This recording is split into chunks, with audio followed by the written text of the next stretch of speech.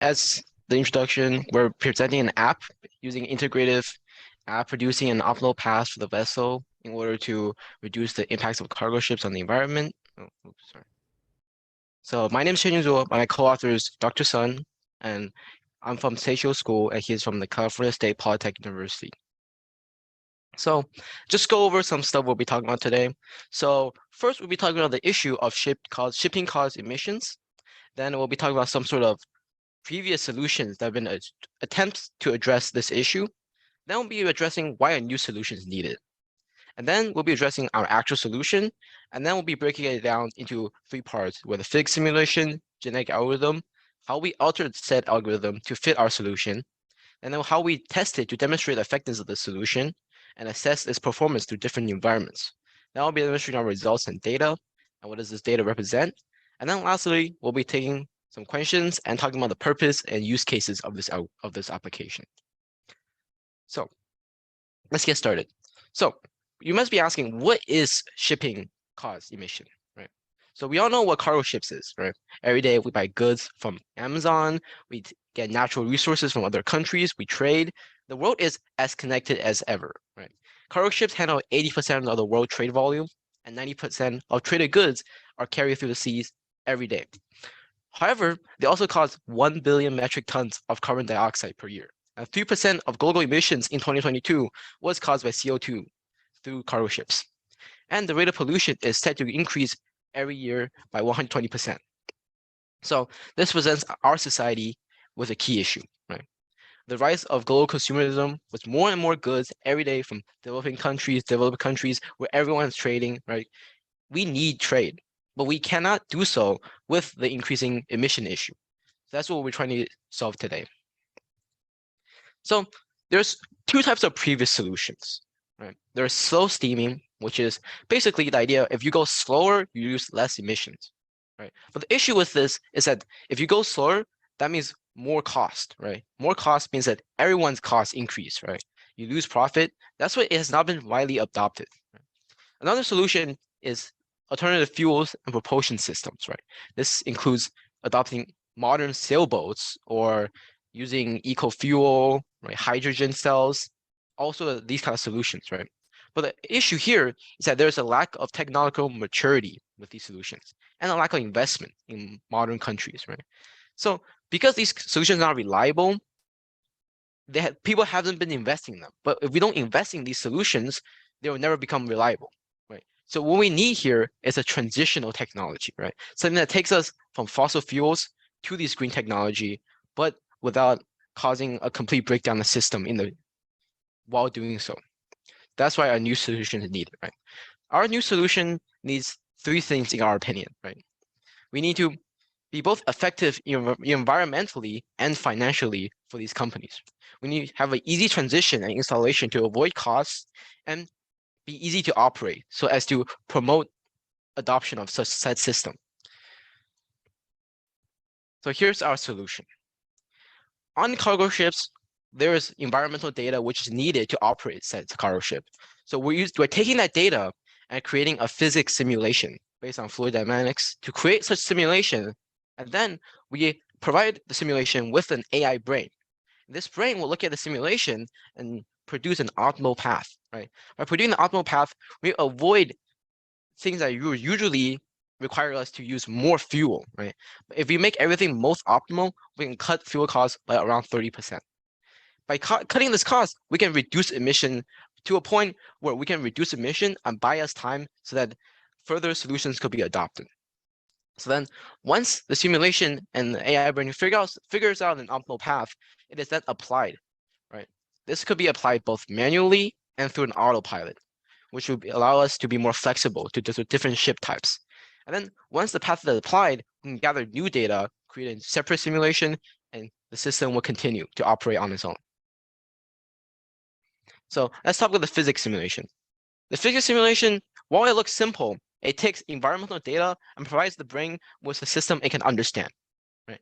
So what it does is by taking data such as wind speed, wind direction, wave height, wavelength, we're taking all this data, we're reading it in through cameras, sensors, weather reports. We're generating this data, and we're going to compile it into a physics simulation, which we would then apply to the algorithm. So the genetic algorithm is basically a model of machine learning, model after genetic evolution of animals in real life. So the idea is that the population changes based on performance, right? So what the AI does is initially would generate a random generated initial population, right? And then this population is evaluated through some process. So in real life, you could think of the example as weaker animals would die and stronger animals will live. So that's what we're doing here, right? We're going to evaluate said population based on their fitness. Then we're going to terminate certain conditions, certain paths in our case, where if it's effective, we'll keep it. If it's not effective, we'll terminate it, right? And then we make the selection, and then we do the crossover, right? Which is we take paths we have now, and then we mix them or keep original path. And then this allows us to do what we call mutation, right? So this is a random process. We're able to take a selection of paths and make them either improve on them or not improve on them. We don't know, right? Then we have this new population, which we pass through the fitness function again. And this process continues until we have found the optimal solution. So you might be asking now, how do we know what the optimal solution is, right? We'll get to this. So what we did to alter the algorithm is to assign a award and punishment system, right? Initially, what the algorithm does is if it passes, we keep the solution. If it fails, we delete the solution, right? But we're saying is that obviously at the start, if there's a random generation, not all the paths are gonna reach this final destination, right? So what we do is we rank them based on how wrong it is, right? And if the path is not that very wrong, then we can add it back to the population to help improve the efficiency, right? Because if you're deleting, for example, 50% of the paths, then you're only left with 50%. But if you're keeping 75%, then you have a lot more data to work with, which is what we're doing here, right? So if the path does make it to the endpoint, we add +1. And then by taking the final location of the path that did not reach the final destination, we're able to produce a punishment, which we can then rank based on efficiency of the algorithm. So we're going to assess performance through different environments. Right? So in order to demonstrate the effectiveness of the solution, we tested the algorithm and simulation under 4 environments, meant to test limits of the solution in regards to length of travel and environmental extremes. Therefore, we chose to test a variation of the path. So first, we chose a flat and short one designed to test just the most basic solution, where it's just calm seas and trying to get one point to the next. How would that work? And then we're testing flat and long courses designated for long travel. Like let's say everything is calm, right? So you just want to test from point A to point B. Does the length of the course affect the effectiveness of the AI? And next, we'll be testing a tilted and short course designed to simulate high seas when there's strong wind and strong waves. And then we'll be testing tilted long course to really push the algorithm to its extreme to test effectiveness in that sort of simulation. So here are some of the data we have gathered through each course. As you can see, when we're using cumulative award, which through our system basically means you have the population's path, right? The population's award, as we mentioned before, there's the award and punishment system, right? So when we have a certain population, what is this average award based on is when you pass it through the physics simulation. So that's what we're testing here. Initially, as we can see, the performance of the paths are very bad, right? Because they're randomly generated. But as the AI is able to mutate and change, it's quickly able to sort out which paths are good and which paths are bad. There, we see an exponential growth here.